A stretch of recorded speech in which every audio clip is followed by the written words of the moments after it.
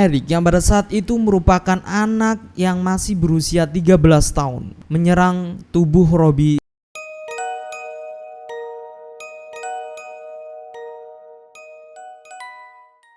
Masa kanak-kanak harusnya menjadi masa yang penuh dengan gelak tawa dan ingatan indah untuk seseorang.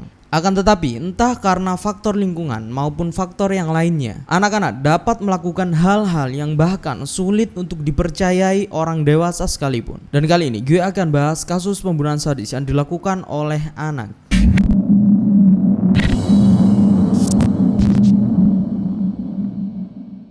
Eric Smith merupakan seorang anak yang pada kala itu masih berusia 13 tahun ketika dia melakukan kejahatannya ini. Eric Smith didakwa bersalah karena telah melakukan pembunuhan kepada Robbie, seorang anak laki-laki yang pada kala itu masih berusia 4 tahun. Kisah Eric Smith ini menurut gue juga merupakan salah satu kasus yang cukup kelam, karena Eric sendiri merupakan seorang anak laki-laki yang kerap kali mendapat bulian dari teman-teman sekolahnya, sehingga hal tersebut menjadikan Eric dikenal sebagai sosok seorang anak yang suka menyendiri. Jadi langsung aja, kisah kelam ini bermula pada tanggal 2 Agustus 1993. Robbie yang hari itu merencanakan untuk pergi ke perkemahan musim panas harus berangkat sendirian ke tempat perkemahan tersebut, karena memang tempat dari perkemahan tersebut yang tidak begitu jauh dari rumah Robbie. Dan juga ibu Robbie yang saat itu ada di rumah tidak bisa mengantar Robbie dikarenakan sedang ada urusan.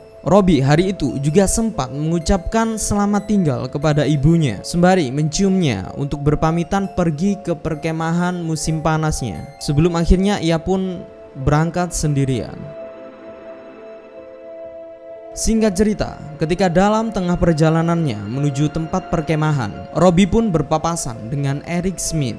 Dan inilah awal dimana kejadian tragis ini dimulai. Sangat sulit mempercayai bahwa sebuah kejahatan yang di luar nalar dilakukan oleh anak yang masih berusia 13 tahun. Eric yang kala itu melihat Robbie sedang berjalan sendirian, tiba-tiba mengajak Robbie untuk pergi ke salah satu bagian taman terdekat. Di sana Eric tiba-tiba mencekik Robbie, memukulinya dan menjatuhkan batu besar tepat di kepala Robbie, yang menjadikan Robbie pada saat itu meninggal seketika. Akan tetapi tidak berhenti di situ saja. Eric yang pada saat itu telah mengetahui bahwasanya Robbie sudah tidak lagi bernyawa, melanjutkan penyiksaan kepada tubuh Robbie. Eric yang pada saat itu merupakan anak yang masih berusia 13 tahun menyerang tubuh Robbie secara seksual. Eric menggunakan ranting kayu yang ia temukan di tempat kejadian perkara untuk menyodomi tubuh Robbie. Setelah melakukan hal tersebut, singkat cerita tidak lama kemudian tubuh Robbie pun ditemukan dan dimulailah penyelidikan untuk menemukan siapa pelaku dari pembunuhan Robbie ini. Polisi yang kala itu melakukan penyelidikan awalnya sempat kesusahan untuk menemukan siapa dalang dibalik terbunuhnya Robbie, dimana mengingat begitu brutalnya pembunuhan yang dilakukan, tidak terbersit sama sekali di pikiran para polisi bahwasanya pelakunya adalah anak yang masih berusia 13 tahun. Akan tetapi beberapa detail dalam kasus ini menjadikan polisi serta pihak-pihak terkait mengarahkan perhatiannya mungkin saja pelakunya adalah seorang anak. Jadi polisi menemukan bahwasanya si pembunuh telah mengobrak-abrik tas makan milik Robbie dan membuat kekacauan yang seharusnya tidak perlu dilakukan, seperti halnya menghancurkan pisang yang merupakan bekal dari Robbie. Sebuah tindakan yang nampaknya kekanak-kanakan untuk dilakukan oleh seorang pembunuh. Akan tapi tentu saja hal tersebut masih dikatakan sangat lemah untuk dijadikan bantuan dalam menemukan siapa sebenarnya pembunuh Robbie. Penyelidikan pun dimulai dengan mengumpulkan beberapa saksi mata, dan Eric menjadi salah satu yang diwawancarai sebagai saksi. Di sisi lain, perhatian yang diberikan oleh publik serta polisi menjadi sesuatu yang disambut baik oleh Eric Smith, yang dikenal sebagai anak yang penyendiri. Eric yang pada wawancara pertamanya mengatakan bahwasanya ia tidak pernah bertemu dengan Robbie pada hari kejadian. tiba-tiba saja mengubah kesaksiannya. Eric mengatakan bahwasanya ia memang sempat melihat Robbie pada hari itu. Eric bahkan mampu menjelaskan beberapa detail seperti pakaian yang dikenakan oleh Robbie pada hari itu, serta beberapa detail yang bahkan belum disebarkan oleh polisi pada publik. Ya, detail yang dimaksud mungkin tentang apa yang dibawa Robbie di tas ranselnya. Polisi awalnya mengira bahwasanya Eric mungkin melihat kejadian pembunuhan itu. Akan tetapi Eric diancam oleh si pembunuh agar tidak mengatakan kepada siapapun. Ya, dalam hal ini polisi masih menganggap Eric sebagai saksi. Perlahan-lahan rincian tentang kasus pembunuhan Robbie ini mulai bocor dan muncul berbagai macam spekulasi di tengah masyarakat.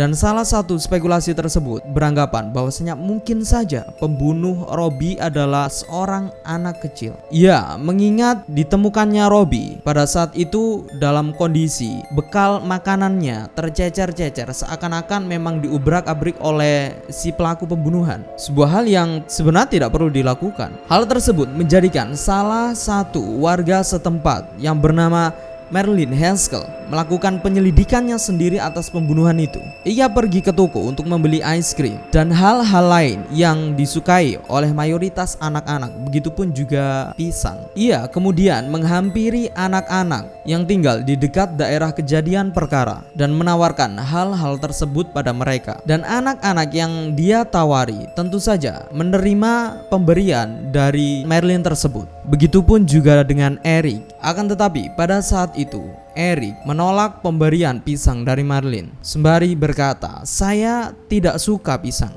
Hal tersebut pun sempat membuat Marilyn cukup ketakutan. Akan tetapi lagi-lagi ya, hal tersebut tidak dapat menjadi bukti kuat untuk menemukan siapa pembunuh dari Robbie. Lanjutnya, 5 hari setelah kematian Robbie pun dimakamkan dengan seragam bisbol miliknya. Dan selang 2 hari kemudian, Eric yang merupakan pelaku dari pembunuhan Robbie akhirnya mengaku. Ia menceritakan kepada keluarganya bahwasanya ialah yang telah membunuh Robbie. Dan singkat cerita, pihak keluarga pun melaporkan hal tersebut kepada kepolisian. Hakim pun menyatakan Eric bersalah atas pembunuhan tingkat 2 yang telah ia lakukan terhadap Robbie. Ia dihukum dengan hukuman maksimum yang tersedia bagi pembunuh remaja sampai minimal 9 tahun hingga penjara seumur hidup. Kejadian ini tentunya menyimpan banyak pertanyaan, seperti halnya bagaimana bisa seorang anak yang baru saja memasuki masa remajanya dapat melakukan hal sadis seperti itu. Ya, mungkin banyak faktor yang dapat mempengaruhi Eric dalam melakukan aksinya tersebut. Akan tapi mungkin saja hal tersebut merupakan pelampiasan yang dilakukan oleh Eric yang berasal dari luapan emosi Eric karena seringnya mendapat bulian dari teman-temannya. Ya, tentu itu adalah pendapat dari gue.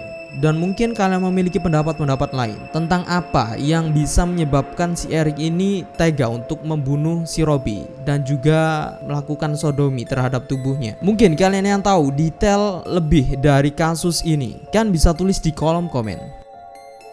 Jika kalian merasa video ini cukup menarik, kalian bisa mulai mengklik tombol like dan juga mensubscribe channel ini. Dan jangan lupa untuk menekan tombol lonceng agar kalian bisa mendapatkan update video di channel ini setiap minggunya. Akan tapi jika kalian merasa video ini tidak menarik sama sekali, kalian bisa memberikan kritik serta saran yang membangun agar channel ini dapat terus berkembang dan memperbaiki diri. Sekian dari gue.